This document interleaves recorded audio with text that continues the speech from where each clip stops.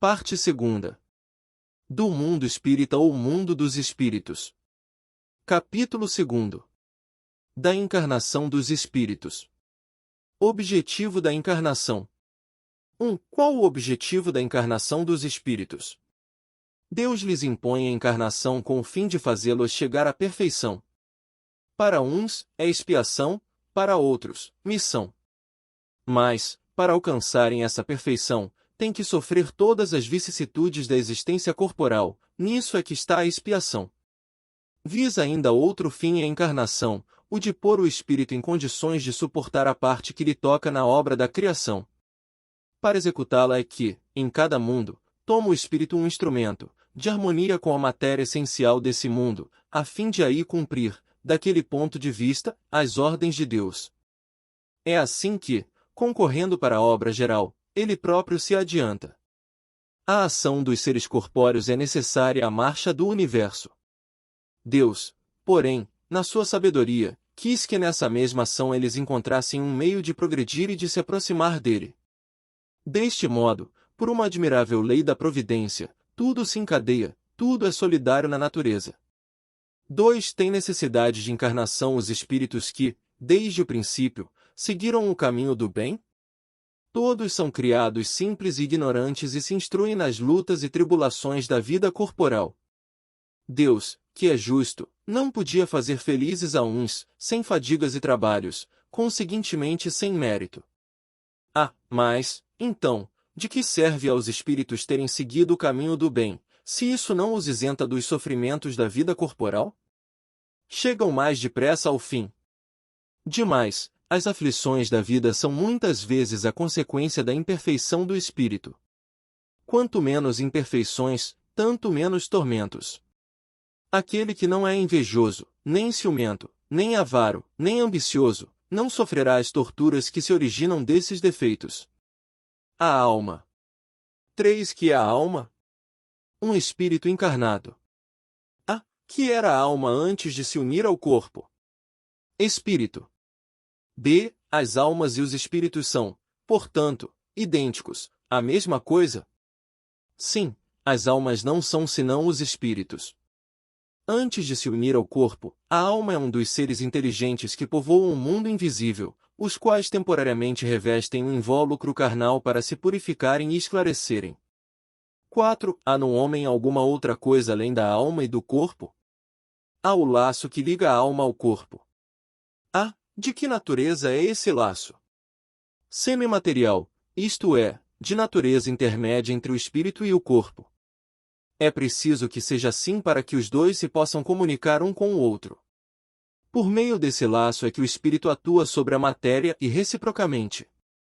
O homem é, portanto, formado de 3 partes essenciais. Primeiro, o corpo ou ser material, análogo ao dos animais e animado pelo mesmo princípio vital. Segundo, a alma, espírito encarnado que tem no corpo a sua habitação. Terceiro, o princípio intermediário, ou perispírito, substância semimaterial que serve de primeiro envoltório ao espírito e liga a alma ao corpo. Tais, num fruto, o gérmen, o perisperma e a casca. 5. A alma independe do princípio vital? O corpo não é mais do que envoltório, repetimos-lo constantemente. Pode o corpo existir sem a alma? Pode, entretanto, desde que cessa a vida do corpo, a alma o abandona. Antes do nascimento, ainda não há união definitiva entre a alma e o corpo, enquanto que, depois dessa união se haver estabelecido, a morte do corpo rompe os laços que o prendem à alma e esta o abandona.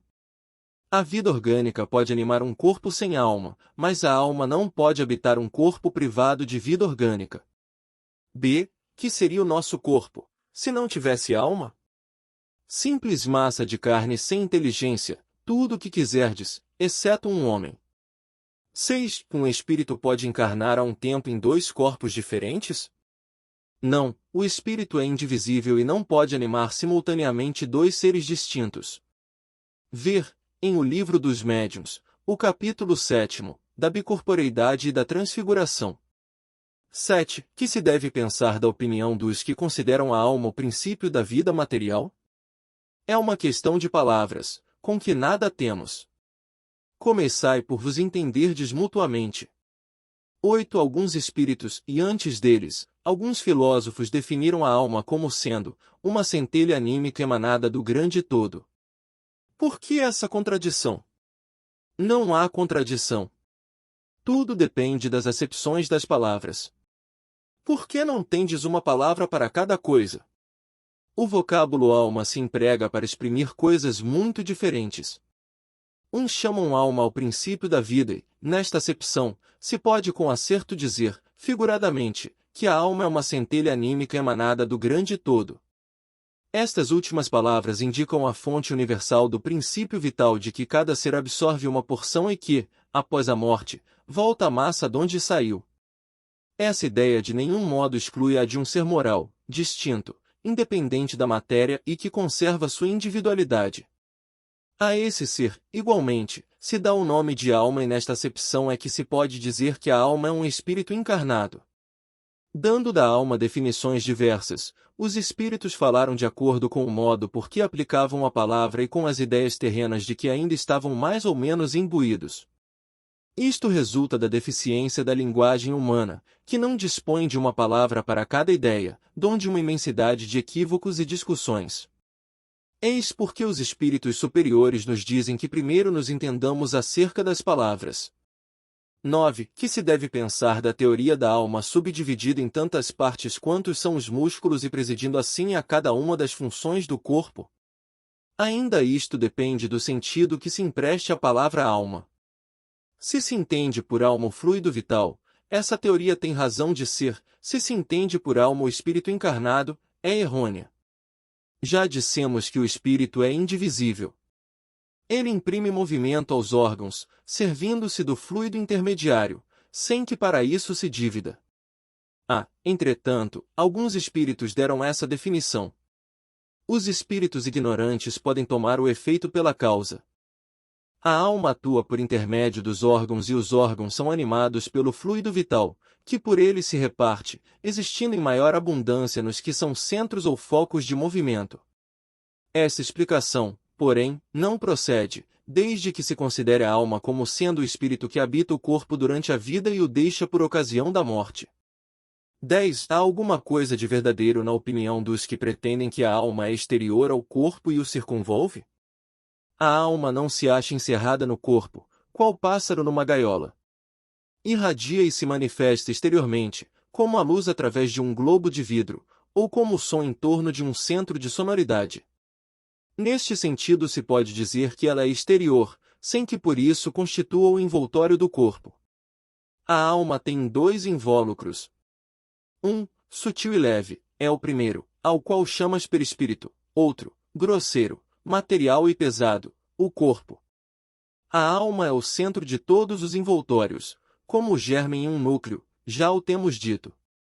11. Que dizeis dessa outra teoria segundo a qual a alma, numa criança, se vai completando a cada período da vida?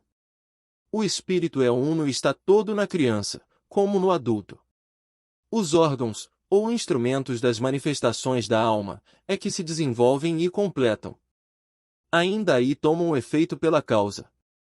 12. Por que todos os espíritos não definem do mesmo modo a alma?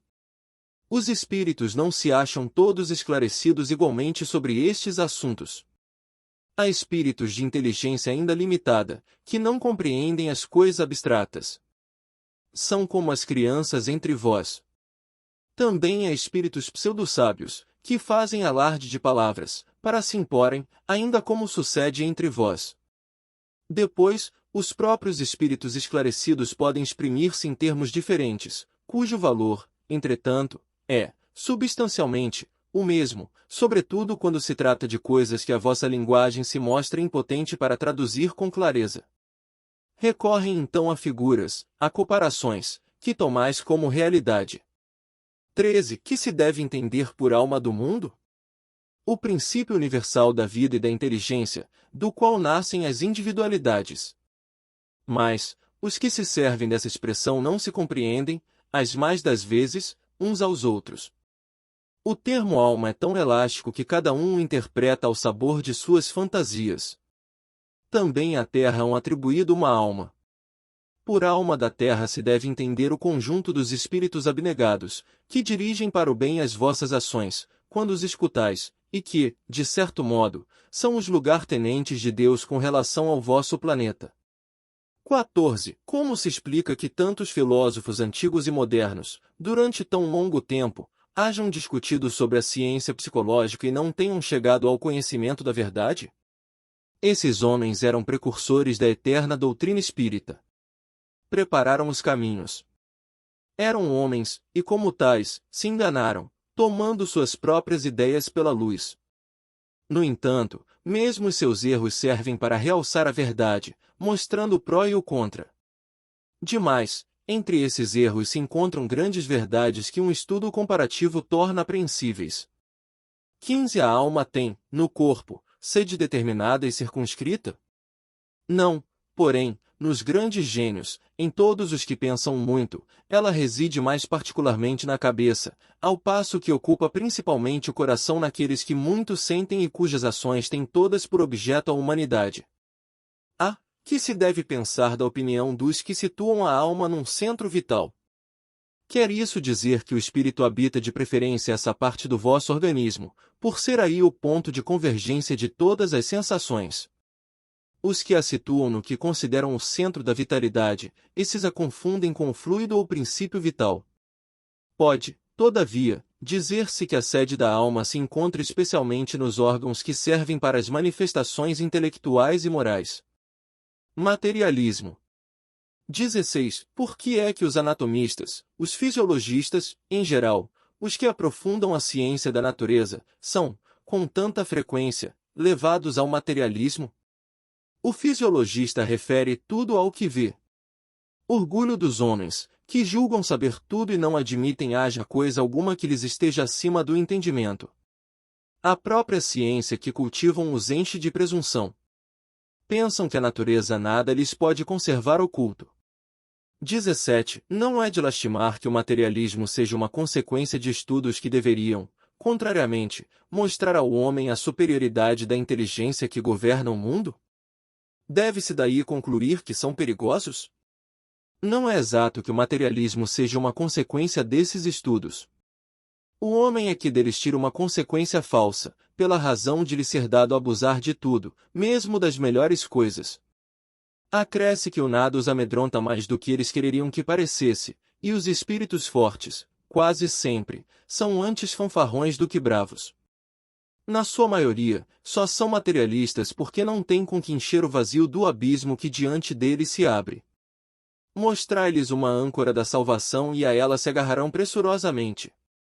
Por uma aberração da inteligência, pessoas aqui só veem nos seres orgânicos a ação da matéria e a esta atribuem todos os nossos atos. No corpo humano apenas veem a máquina elétrica, somente pelo funcionamento dos órgãos estudaram o mecanismo da vida, cuja repetida extinção observaram, por efeito da ruptura de um fio, e nada mais enxergaram além desse fio. Procuraram saber se alguma coisa restava e, como nada acharam senão matéria, que se tornará inerte, como não viram a alma escapar-se, como não a puderam apanhar, concluíram que tudo se continha nas propriedades da matéria e que, portanto, a morte se seguia à aniquilação do pensamento. Triste consequência, se fora real, por que então o bem e o mal nada significariam? O homem teria razão para só pensar em si e para colocar acima de tudo a satisfação de seus apetites materiais. Quebrados estariam os laços sociais e as mais santas afeições se romperiam para sempre.